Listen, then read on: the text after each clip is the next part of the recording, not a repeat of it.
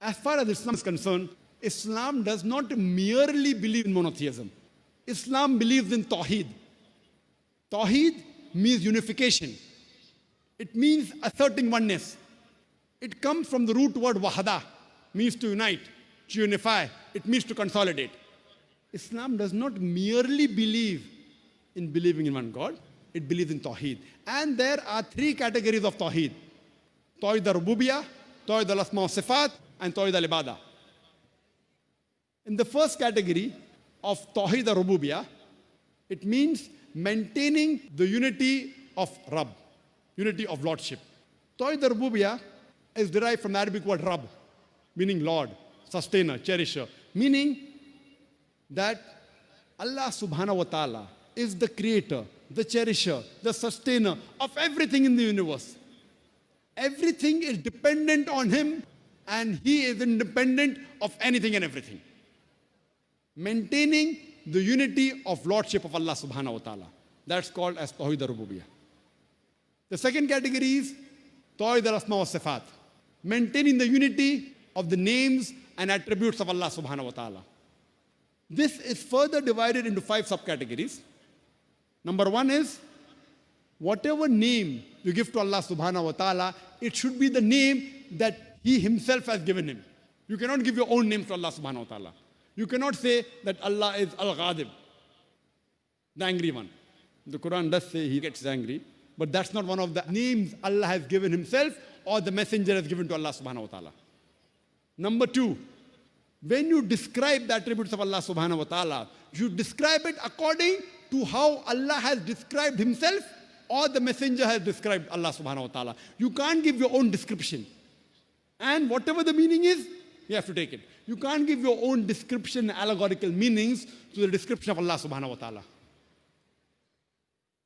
The third is, you cannot give the qualities of the creation of Allah subhanahu wa ta'ala to Allah Himself.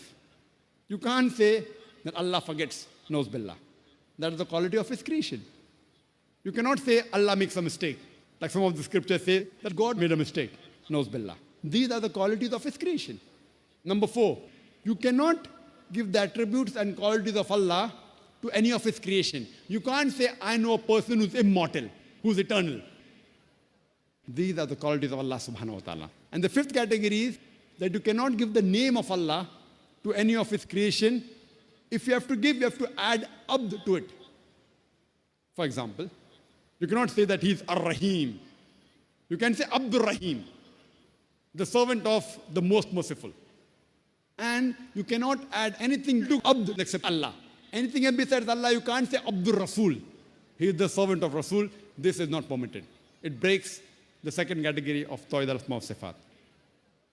And the third category is Tawheed al-Ibadah, maintaining the unity of worship.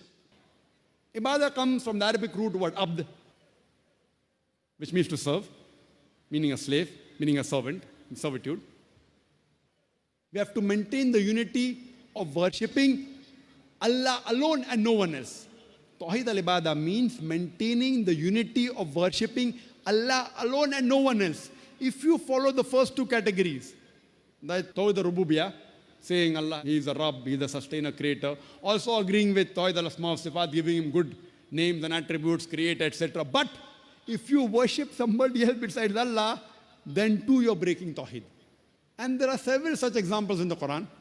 Allah subhanahu wa ta'ala in the Quran, in Surah Yunus, chapter number 10, verse number 31, refers to the pagans of Makkah, refers to the mushriks.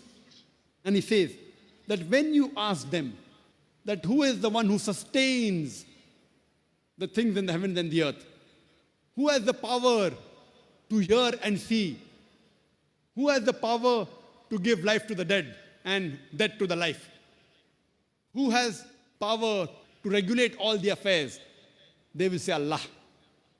Then why don't you show piety to Him? That means Allah is referring to these pagan Arabs in Makkah. He is agreeing that they believe in Allah, they called Him Allah, they gave Him good attributes, good names.